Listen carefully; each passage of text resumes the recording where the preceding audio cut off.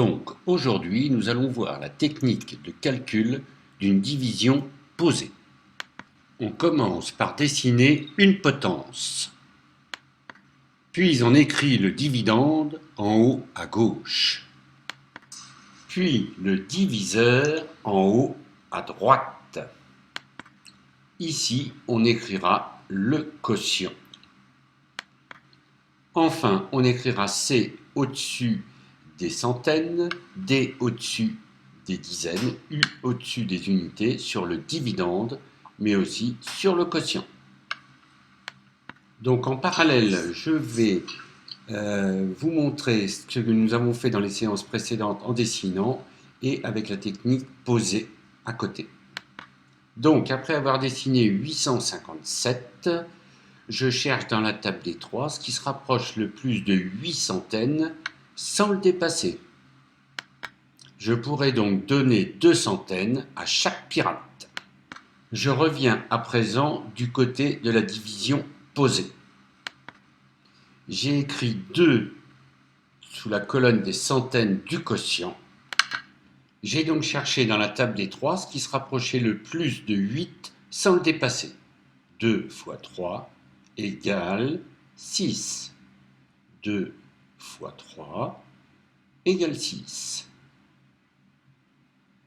8 centaines moins 6 centaines, il me reste 2 centaines. 8 moins 6 égale 2. Je peux donc barrer mes 8 centaines dans le dividende et écrire 2, c'est les 2 centaines que j'aurai encore à partager. Donc si je reviens sur la partie dessin, il me reste bien 2 valises encore à partager entre les 3 pirates. Je vais donc casser mes valises pour pouvoir partager mes dizaines. Donc une valise, c'est 10 dizaines. Une autre valise, c'est 10 dizaines. Donc là, ça fait déjà 20 dizaines. Et encore 5 dizaines, 25 dizaines. Je reviens du côté de la division posée et donc j'abaisse mon 5 pour avoir 25 dizaines à partager. Je cherche dans la table des 3 ce qui se rapproche le plus de 25 sans le dépasser. C'est 24. Je peux donc distribuer 8 boîtes de 10 à chaque pirate, parce que 3 fois 8, 24. Je reviens du côté de la division posée, et donc, dans ma table des 3, 8 fois 3, ça fait 24. Donc, 25 dizaines moins mes 24 dizaines égale une dizaine. Je vais donc pouvoir écrire sous mes dizaines dans mon quotient 8, car 8 fois 3, 24. 25 moins 24, il me restera une dizaine à partager. Je peux donc barrer 25, car il ne me reste plus qu'une dizaine. Donc il ne me reste plus que mes unités à partager. Donc ma boîte de 10, je la transforme en 10 unités et j'abaisse mes 7 unités.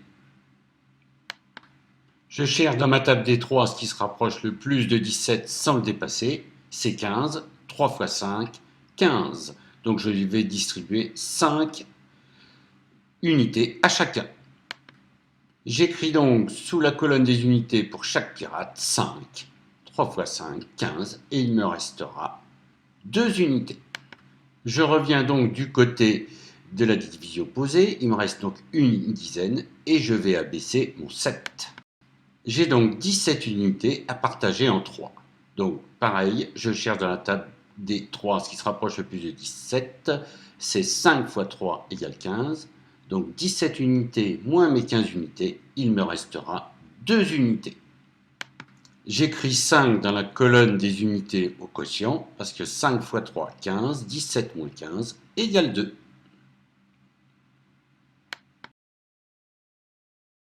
Je reviens du côté dessin pour mon expression du résultat. Donc, le quotient sera de 285 et mon reste sera de 2. Il reste bien 2 unités. Il ne me reste plus qu'à vérifier. 285 fois 3 plus 2 égale 857.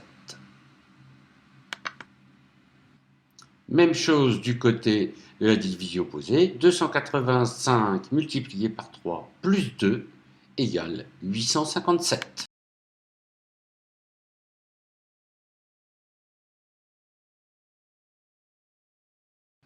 Donc je récapitule. 2 fois 3, 6. 8 centaines moins 6 centaines, il reste 2 centaines. J'abaisse mon 5. Maintenant j'ai 25 dizaines. 8 fois 3, 24. 25 moins 24, il me reste une dizaine. J'abaisse mon 7. 5 fois 3, 15.